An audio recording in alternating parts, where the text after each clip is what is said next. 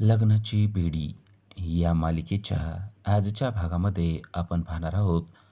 सर्वजण हॉलमध्ये बसलेले आहेत आणि रुक्मिणी मुद्दाम कृष्णाला उद्देशून बोलत आहे. आपल्या जे पंडितजी येणार आहेत त्यांच्या नियमानुसारच आपल्याला स्वयंपाक करायचा आहे आणि त्यानुसार लग्न झालेल्या व्यक्तीनंच तो स्वयंपाक करायचा आहे आणि अगोदर कोणीही काही खायचं नाही. त्यांच्या आदेशाचं पालन करणं आपल्याला गरजेचं आहे. त्यांच्या आदेशाचं पालन केलं तरच शकुंतला आपल्याला चांगलं म्हणणार आहे आणि माझी नात तिथे नांदत आहे, त्यामुळे मला तिला नाराज करायचं नाही आहे. त्यामुळे पंडितजीने जे सांगितले ते ऐकणं गरजेचं आहे, असं मुद्दाम कृष्णाला उद्देशून कृष्णाला ऐकू जावं असं ते बोलत आहे. कृष्णाला आता ही गोष्ट समजली आहे की मुद्दाम आपल्यालाच बोललं जातं आहे. तेव्हा कृष्णा एकदम रुक्मिणीच्या जवळ जाऊन म्हणते, "ए फडफड, तुला काय वाटतंय? आपल्याला काय कळत नाही का? पण आपण सांगतोय ना, त्या पद्धतीनं पण व्हायला पाहिजे. आपल्याला आपलं जेवण आपल्या रूममध्ये आलं पाहिजे, तर आपण आपल्या रूममधून हलणार नाही. आपल्याला जर का जेवण मिळालं नाही, तर मग मात्र आपण गोंधळ घालणार. आणि काय त्या पंडितजीचं तुम्ही घेऊन बसलाय? ते काय सांगणार आहेत? ते सांगतील ते नेम तुम्ही कशामुळं करतायत?" तेव्हा तिला कळतं, की पंडितजी मुलगा होणार आहेत का मुलगी होणार आहेत ते सांगणार आहेत. तेव्हा कृष्णा एकदम आश्चर्यचकित होते. आपल्या घरी बाळ येणार आहे, त्या बाळाचं स्वागत करायचं सोडून मुलगा होणार आहे का मुलगी होणार आहे, असल्या पंडितजीला महत्त्व देण्याची काय गरज आहे? तेव्हा रुक्मिणी चिडते आणि म्हणते, "तुला सांगितलंय ते तुझं काम कर. तू आमच्या घरामध्ये ढवळाढवळ करण्याची अजिबात गरज नाहीये. शकुंतलाने सांगितलं आहे त्याच पद्धतीनं या घरामध्ये होणार आहे. अन्यथा माझ्या नातीला त्रास झाला तर त्याला जबाबदार कोण?" तेव्हा कृष्णा म्हणते, "तुमची नात आणि तुम्ही काय करायचं ते ठरवा. पण मी तुम्हाला सांगितलंय ना, आपल्या रूममध्ये आपल्याला वेळच्या वेळेला सर्व काही जेवण, नाश्ता, चहा, पाणी सगळं आलं पाहिजे. नाहीतर मग आपलं डोकं फिरलं, की आपण काय करत असतो तुम्हाला माहिती आहे." कृष्ण आता तिच्या रूममध्ये निघून गेलेले असते. रुक्मिणी मधूला म्हणते, "ही पोरगी काहीतरी गोंधळ घालू शकते. हिच्यावर आपल्याला बारीक लक्ष ठेवणं गरजेचं आहे." मधू रुक्मिणीला म्हणते, की "तुम्ही काही काळजी करू नका. हिच्यावर माझं अगदी बारीक लक्ष असणार आहे. ही तर काहीसुद्धा करू शकणार नाही आहे." रात्र होते. रात्री राघव आलेला आहे. राघव आल्यावर घरात अंधार असतो आणि त्याला असं जाणवतं, की कोणतरी इकडून तिकडं जात आहे. घरामध्ये काहीतरी शंकास्पद होतंय या गोष्टीमुळे तो मोबाईलची टॉर्च लावून हळूच पाहत असतो, की कोण आहे ते. आणि अचानक त्याच्या टॉर्चच्या उजेडामध्ये त्याला कृष्णा दिसते. कृष्णा देखील ओरडायला लागते आणि राघव पण ओरडतो. कृष्णाला तो म्हणतो, "असं चोरासारखं तू घरात काय फिरते?" तेव्हा ती म्हणते, "मी काही चोर नाहीये. पण मला भूक लागलेली आहे आणि त्यामुळं मी खायला काहीतरी घेत आहे."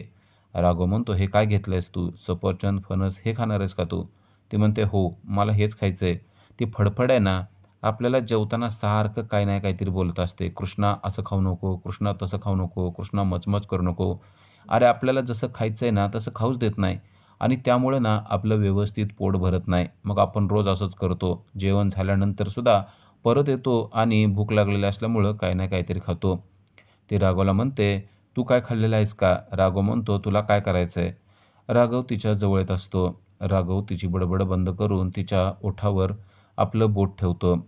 राघव एकदम रोमॅन्टिक मूडमध्ये असतो. राघव तिला थोडंसं मागं ढकलतो आणि आता तो तिच्या एकदम जवळ आलेला असतो. राघवचा ओठावरचा हात काढून राघवने आता तो तिच्या केसांमध्ये घेऊन गेलेला असतो. राघव रोमॅन्टिक झाला आहे ही गोष्ट कृष्णाला चांगलीच समजलेली असते. पण ती त्याला बाजूला करते आणि म्हणते, "मला तुझी बाहेरवाली होण्यामध्ये काही इंटरेस्ट नाही आहे." राघव म्हणतो, "म्हणजे काय म्हणायचं?" ती म्हणते, "तुझ्या मनामध्ये कोण आहे ते मला माहीत आहे." राघवचा रोमॅन्टिक मूड तिने एका क्षणात घालवलेला असतो. राघव तिच्यापासून दूर जातो आणि फ्रीज उघडतो. तिच्या लक्षात येतं की आपण राघवला हर्ट केलेला आहे. पण राघव या गोष्टीवर काहीच बोलत नाही. राघवने फ्रीजमधून काही वस्तू काढलेल्या आहेत. ब्रेड, काकडी, टोमॅटो आणि सॅलडचं साहित्य त्याने बाहेर काढलेलं असतं. त्या सर्व साहित्याच्या साहाय्याने राघव कृष्णासाठी छानसा नाश्ता बनवत असतो. राघव एक-एक वस्तू कशी घेतोय याचे निरीक्षण कृष्णा करत असते. राघवने उत्तम प्रकारे तो नाश्ता तयार केलेला असतो आणि आता तयार केलेला तो नाश्ता तो कृष्णाला देतो. कृष्णा म्हणते, की "मला असं वाटतंय हे तुम्ही खाल्लं पाहिजे." राघव म्हणतो, "पण हे सगळं मी तुझ्यासाठी तयार केलेलं आहे. त्यामुळं मी खाण्याचा काही प्रश्नच उद्भवत नाही." तेव्हा एकदम कृष्णा म्हणते, "आपण अजिबात खाणार नाही. कारण तू यामध्ये काहीतरी मिसळलेलं असू शकतं आणि तुमच्या पोलिसांचं काय सांगता येत नाही. तुम्ही कधी काय कराल ते तुम्हालाच माहीत असतं. राघव म्हणतो, "पण हे सगळं मी तर तुझ्या समोर बनवलं आहे." ती म्हणते, "बनवलं म्हणून काय झालं? बनवलं तरी तू आपल्या नजरचुकीनं काही करू शकतो. हा पदार्थ आपण खाणार नाही. तो अगोदर याचा एक तरी घास खावा लागेल, तरच आपल्याला कळेल की यामध्ये काही मिक्स केलेलं नाहीये." राघव त्याचा एक घास खातो आणि म्हणतो, "ठीक आहे, आता मी एक घास खाल्ल्यानंतर तरी तुला हे खाणं शक्य होणार आहे का?" तेव्हा ती म्हणते, "तू एक घास खाल्ला, पण याच्या कुठल्या कोपऱ्यात काय मिक्स असेल हे काय सांगता येणार नाही. मला असं वाटतंय हे सगळं तू खाल्लं पाहिजे." या गोष्टीवर मात्र राघव चांगला चिडलेला असतो. आपण एवढा चांगला पदार्थ तयार करून देऊन ही आपल्यावर शंका घेते, त्यामुळं राघव चिडतो आणि म्हणतो, "बरं, तुला खायचंच नसेल तर मी काय तुला फोर्स करणार नाहीये. मी एवढं प्रेमाने बनवलं होतं, पण शेवटी तुझी इच्छा. तुला आवडलेलं नसेल तर राहू देत." असं म्हणून राघव आता तो पदार्थ घेतो आणि स्वतःच खायला सुरुवात करतो. त्यानंतर राघव तिच्या हातातली प्लेट घेतो आणि "तुला खायची इच्छाच नाहीये ना, तर हे सगळं मीच खातो." असं म्हणून तिच्यासमोरून ती प्लेट घेऊन जातो आणि तिला त्यातला एकही घास देत नाही. कृष्णा त्याच्याकडे बघतच राहते. राघव आता त्यांच्यासमोरून निघून गेलेला असतो. कृष्णा काय करते याच्यावर पूर्णपणे गोदामावशीने लक्ष दिलेलं असतं. गोदामावशी तिच्या जवळ येते आणि म्हणते, "का त्या पोलिसवाल्याला असा त्रास देते गं? तो किती तुझ्यावर प्रेम करतोय ही गोष्ट तुझ्या लक्षात येत नाही का?" तेव्हा कृष्णा म्हणते, "लक्षात येते म्हणून तर असं करते. अगं सकाळपासून त्यांनी काही खाल्लेलं नसतंय आणि ते रात्री येतात आणि तसेच झोपतात. त्यांनी हे खावं म्हणून तर एवढं सगळं मी केलेलं आहे." गोदामावशीला कृष्णाचं राघववरील प्रेम लक्षात आलेलं असतं. गोदामावशी म्हणतात, "एवढं त्यांच्यावर प्रेम करते तर मग त्यांना तुझ्या मनातली गोष्ट का सांगत नाही? मला असं वाटतंय की त्यांना तू सगळं सांगणं गरजेचं आहे." कृष्णाचं असं मत असतं, "आत्ताच हे सांगणं शक्य नाहीये. यामुळे सावीच्या जीवाला मोठा धोका निर्माण होऊ शकतो." तेव्हा गोदामावशी तिला सांगते, "असं काय होईल मला वाटत नाही. उलट पोलिसवाले जर तुझ्यावर एवढं प्रेम करत असतील, तर मात्र ते तुला चांगली मदतच करू शकतील. कारण तुमच्या दोघांनी जर का सावीचा शोध घेतला, तर सावी लवकरात लवकर सापडेल." गोदामावशीचं हे बोलणं आता कृष्णाला देखील पटलेलं असतं. कृष्णा म्हणते, "तू म्हणतेस त्याप्रमाणे मी त्यांना सांगण्याचा प्रयत्न करणं गरजेचं आहे." गोदामावशी म्हणते, "पण आता वेळ जास्त घालवू नको. लवकरात लवकर त्यांना सांग."